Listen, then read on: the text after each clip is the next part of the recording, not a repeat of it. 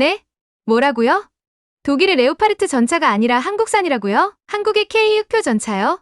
지금 우크라이나랑 러시아가 전쟁 중인 시급한 마당에 독일제가 아니라 한국제라고요? 여기 폴란드 바르샤바 쇼핑공항 출국 대기장. 폴란드 군인들이 한국행에 대해 부정적인 이야기들을 나누고 있습니다. 이 군인들에겐 대체 무슨 사연이 있는 걸까요? 안녕하세요. 한국을 경험한 외국인들의 사연을 전해드리는 위대한 뉴스입니다. 오늘의 이야기는 폴란드와 한국의 군 교류에 대해 부정적인 의견을 가지고 있는 한 폴란드 군인이 한국에 방문하게 되면서 생각이 바뀌게 되는 사연을 들려드릴까 합니다. 사연자를 대신해 제가 읽어드리도록 하겠습니다. 안녕하세요. 저는 폴란드 육군대의 파벨라고 합니다. 저는 폴란드 제16기계화 사단 예하 9기 갑병여단의 전차장이기도 합니다. 이 이야기는 제가 잘 알지 못했던 나라, 한국에 대한 의심이 어떻게 존경과 동경으로 바뀌었는지에 대한 이야기입니다. 제가 한국으로 떠나던 날은 전형적인 폴란드 날씨였습니다. 피부에 달라붙어 뼛속까지 스며드는 그런 날씨였죠. 이른 시간 조종수, 포수, 탄약수, 그리고 이들을 이끌 전차장으로 선발된 저를 포함한 여러 대원이 공항에 모였습니다. 우크라이나 러시아 전쟁이 발발하고 나서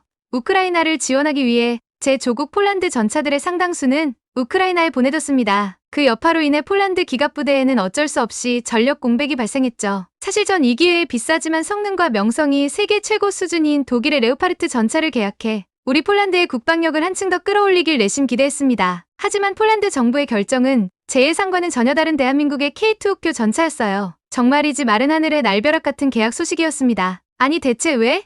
국제 방산의 주류도 아닌데 갑자기 머나먼 아시아의 한국에서 생산한 전차라니요?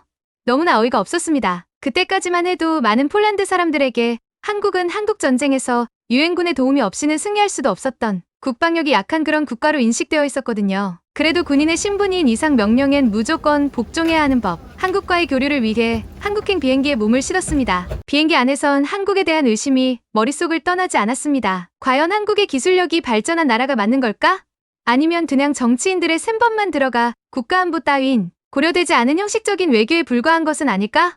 와 같은 부정적인 생각들이 많아졌습니다. 현재 인접국가에서 국가의 존망을 걸고 전쟁이 벌어지고 있는데 국가의 안보 따윈 안중에도 없는 정치인들이 너무 안일하게 결정을 한 건 아닐까 하고 우려되는 마음이 매우 컸습니다. 하지만 이내 한국 군사 교류 프로그램에 선정된 우리는 조국 폴란드와 폴란드 기계화 사단을 대표하는 사람들임을 깨닫고 많은 의구심과 생각이 들더라도 일단 군인의 본분을 잊지 않고 정신을 바짝 차려 빈틈없이 완벽한 폴란드 군인의 모습을 보여주겠다고 다짐했습니다. 그리고 한국군을 잘 관찰하고 배울 점이 있으면 배워야겠다고 생각했습니다. 인천공항에 착륙하는 순간 인천공항의 수준과 첨단 기술이 저를 포함한 우리 폴란드군의 눈을 사로잡았습니다. 한국군의 대표가 저희를 맞이해주더군요. 깔끔한 제복과 유창한 영어 실력으로 의사소통에 전혀 지장이 없었습니다. 인천공항의 수많은 관광객들과 인파로 자칫 혼란해질 수도 있었지만 인천공항의 기술력과 시스템은 수많은 인파에도 효율적으로 유동인구들을 소화해내고 있었습니다. 인파에 휩쓸려 이동하는 동안에도 매끄럽고 신속한 일처리 방식에 감탄하지 않을 수 없었어요. 디지털 출입국 키오스크에 도착했을 때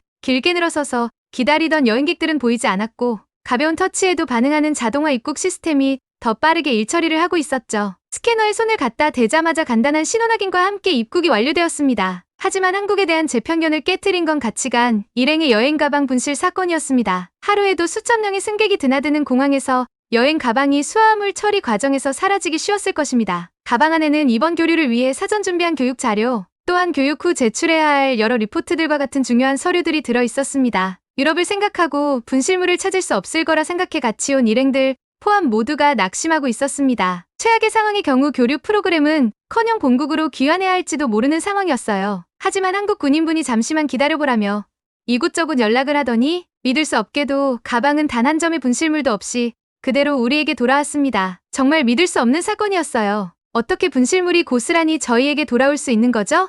유럽이라면 상상도 할 수 없는 일입니다. 이 사건을 통해 한국에 대해 부정적으로 보던 제 시각은 달라지기 시작했어요. 한국에서의 첫 일정은 한국 기계화 부대 관계자들을 만나는 것이었습니다. 부대로 가는 길은 순조로웠고 높은 빌딩을 비롯해 수많은 교량을 보면서 한국의 인프라가 얼마나 잘 갖춰져 있는지 알 수 있었습니다. 도착한 기계화 부대는 그 자체로 인상적이었고 한국 육군의 능력을 볼 수 있었습니다. 주차구에 잘 정비된 K2표 전차들은 독일의 레오파드 전차만 생각하던 우리 폴란드 군인들의 눈길을 사로잡았습니다. 정말로 위풍당당하더군요. 한국군은 군격식과 오랜 전후의 따뜻함이 공존하는 모습으로 저희를 맞이했습니다. 우리는 기계화 부대 전술 토론과 실제 기동훈련이 혼합된 그날의 일정에 대한 사전 브리핑을 받았죠. 그들의 영어 실력은 완벽하지는 않았지만 의사소통을 위한 노력과 유창함은 칭찬할 만했고 시간을 내어 한국어를 조금이라도 배웠으면 좋았을 것 같다는 생각을 잠시 했습니다. 한국군과 본격적으로 K2 흑표 전차를 이용한 기동 훈련을 실시하자 우리는 왜 폴란드 정부가 한국의 흑표 전차를 계약했는지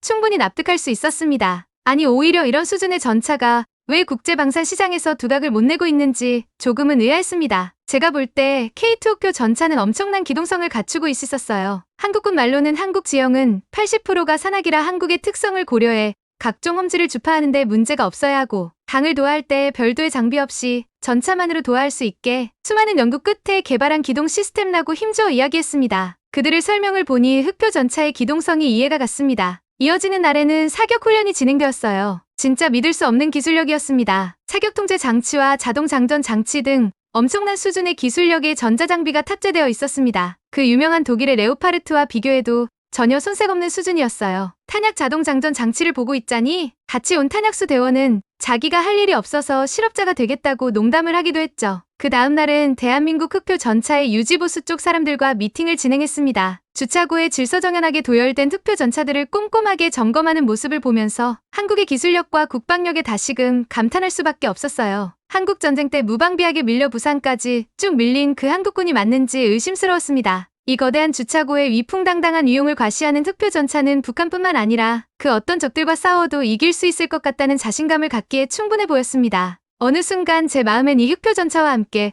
폴란드 영토를 수호하는 제 모습을 상상하기도 했어요. 일정이 끝나자 먼 길 오느라 피곤했을 텐데 몸보신을 해야 하지 않겠냐. 삼계탕을 대접한다고 했습니다. 저를 포함한 부대원들은 평소 한식을 접해본 적이 없기 때문에 조금은 걱정되기도 했습니다. 아무래도 음식은 그 나라의 문화이기 때문에 제 입맛에 안 맞는다고 사양을 한다거나 하면 결례가 될 수도 있기 때문이죠. 하지만 제 걱정은 기우에 그쳤습니다. 저를 포함한 모든 폴란드 부대원들은 삼계탕을 개눈 감추듯 먹어치워버렸어요. 한국 사람들은 평소에 이런 음식을 먹는다니 너무나도 부러웠습니다. 그리고 식당 사장님께서는 나라를 지키는 군인들이라 고생이 많다며 몸에 좋다는 인삼주도 내어주셨습니다. 아주 거대해 보이는 뿌리를 술병에 넣어두셨더라고요. 저와 부대원들은 삼계탕과 인삼주에 매료되어 너무나 행복한 시간을 보냈습니다. 다음 날 우리는 과학화 훈련을 참관하러 갔습니다. 전 처음에 과학화 훈련이라길래 흔히들 컴퓨터로 모의 전쟁 게임을 시뮬레이션해보는 워게임인 줄 알았어요. 하지만 한국 군인들은 웃으며 일종의 워게임이긴 한데 그것보다 더욱 진짜 같을 거라고 이야기했죠. 그래서 전 그럼 그냥 그래픽이 2D가 아닌 3D로 발전된 워게임인가? 하고 생각했습니다. 하지만 과학화 훈련장에 도착한 저와 폴란드 대원들은 깜짝 놀라 뒤로 자빠질 뻔했어요. 과학화 훈련장은 실제 부대원들에게 각종 첨단 장비를 장착해서 실제 전투를 진행하는 진짜 훈련이었죠. 전 진짜 입에서 욕이 나올 정도로 문화 충격을 받았습니다. 각종 소총, 전차, 헬기, 자주포, 박격포 등 모든 장비에 센서를 부착해서 해당 화기와 군인들이 어떻게 움직이는지 그리고 실제 표적에 명중했는지 오발 사격인지부터 해서 실시간으로 모든 데이터가 과학화 훈련 통제실로 전송이 되는 거 아니겠어요? 정말 미쳤다는 이야기밖에 안 나왔습니다. 그리고 과학화 훈련에서 사망을 하게 되면 사망자 처리백의 사망자 처리까지 훈련하더라고요. 이는 단순 전방의 전투 부대 훈련만 신경 쓴다는 게 아니라 후방의 전투 지원 부대까지 통합적으로 훈련한다는 이야기였죠. 심지어 KCTC 대항군들은 훈련에 참여한 사단이나 부대가 맞닥뜨리게 될 북한 부대의 전략을 참고해 마치 해당 북한 부대처럼 움직였습니다. 정말 훌륭합니다. 판타스틱한 훈련 수준이에요. 정말 한국군은 미쳤어요. KCTC 과학화 훈련을 참관한 시점부터 우리 폴란드 군인들의 한국 국방력에 대한 의심은 경외와 존경으로 바뀌어 있습니다. 사실 흑표 전차 시범만으로도 이미 충분했지만 그 흑표 전차까지 대동에 실시하는 과학화 훈련은 그야말로 백미 중의 백미였어요. 훈련이 끝나고 가진 식사 자리에서 오늘 실시한 과학화 훈련과 흑표 전차에 대한 이야기를 나누었죠. 어떻게 이런 기술을 가지고 있는지 입에 침이 마를 정도로 칭찬만 한 것 같습니다. 과학화 훈련 참관 이후 우리는 사격 통제 장치와 자동 장전, 장치 같은 새로운 전자 제어 시스템을 교육받았습니다. 그날 저녁 저는 폴란드가 흑표 구매를 잘했다는 결론을 내렸습니다. 레오파르트와 성능적으로 큰 차이가 없는데 가격 면에서는 엄청난 메리트가 있다는 것도 알게 되었고요. 앞으로 내 조국 폴란드의 국방력이 더욱 강력해질 날들을 생각하며 마음이 들떴습니다. 저는 이제서야 이 교류의 진정한 목적을 이해하기 시작했습니다. 저 파벨은 영광스럽게도 폴란드에 들어올 흑표 전차를 지휘할 제1호의 폴란드 흑표 전차장인 것이었습니다. 폴란드 공항에서부터의 회의감과 의심은 온데간다 없어지고 이 흑표 전차가 폴란드에 어서 도착할 날만을 기다리게 되었습니다. 풍전등화와 같은 현 시국에서 한국의 기술력과 첨단 장비로 무장된 K2 흑표 전차는 내 조국 폴란드를 비롯해 유럽 자유진영, 국가의 안보를 한층 더 든든하게 수호해줄 것이라 믿어 의심치 않아요. 그리고 개전 초기 한국전쟁의 이미지 때문에 얕보았던 한국 군인들에게도 사과를 드립니다. 무엇이 제일 필요하냐는 뇌가더 장군의 질문에 오직 필요한 건 탄약이라고 대답한 선배 한국 군인의 모습에서 이들은 언제든 자국을 위해 분연히 일어날 수 있는 사람들이구나. 그렇기에 이런 강한 국방력을 구축할 수 있었다는 걸 깨달을 수 있었습니다. 뿐만 아니라 세계 유일의 휴전 상태 국가로서 언제든 조국 수호를 위해 준비되어 있는 한국인들에게 군인으로서 존경을 보내드립니다. 저 역시 폴란드에 도착할 K2 흑표 전차와 함께 조국 폴란드 수호를 위해 헌신하겠습니다. 라며 폴란드 전차장 파벨님께서 사연 보내주셨네요. 이미 뉴스를 통해 많은 분들이 아시겠지만 폴란드와 한국이 대규모의 방산 계약을 체결했죠. 매우 뛰어난 성능과 경쟁 전차 대비 합리적인 가격의 K2 흑표 전차에 만족한 폴란드지만 더욱 놀랐던 것은 한국의 납품 속도였다고 합니다. 현재 유럽의 특수 상황 때문에 한국 정부는 폴란드를 위해 예상보다 일찍